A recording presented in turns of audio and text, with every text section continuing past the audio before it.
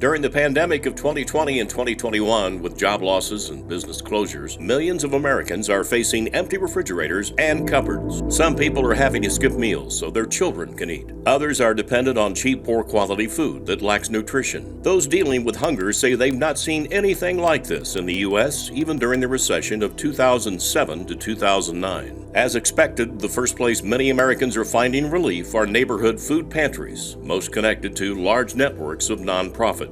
Operators are moving tons of food each day from grocery store discards and government handouts to warehouse distribution centers and then to the neighborhood charities. Our history books are loaded with iconic images of America's struggles against hunger. Most memorable are the Depression-era photos of men standing in breadlines and soup kitchens with obvious fear in their eyes. During the pandemic years, we've seen a distinctively different bird's-eye view of hunger. Enormous traffic jams, cars inching along, each driver waiting for sometimes hours for a box of food.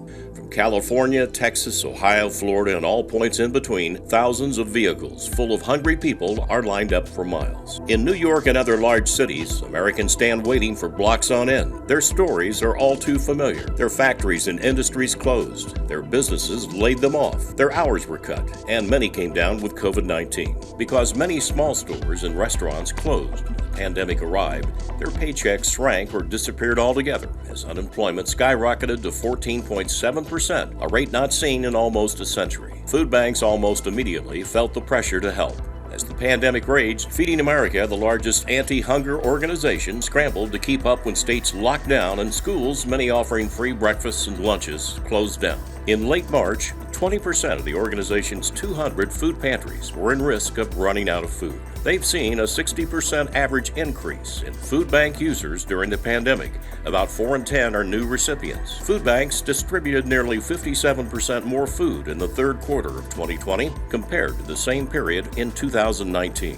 During the coronavirus pandemic, it's been low-wage employees that have endured the biggest economic setbacks. In particular, the service industry, such as restaurant employees and hospitality workers, have suffered tremendously. But now we're also seeing 1 in 4 higher-income employees, typically those with incomes above $50,000, reporting they don't have enough to eat regularly. They often now go to the already overwhelmed food pantries. I talked earlier about the Feeding America organization. They indicate that throughout the pandemic, they're seeing a 40% increase in clients.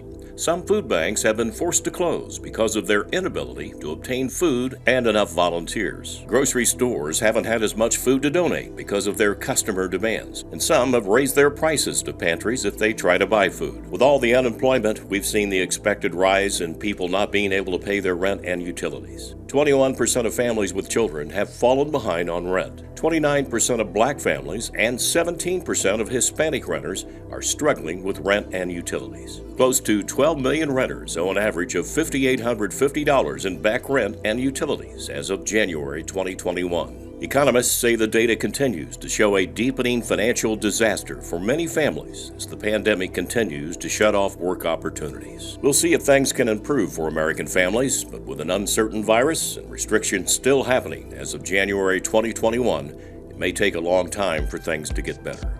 This is H.A. Graves.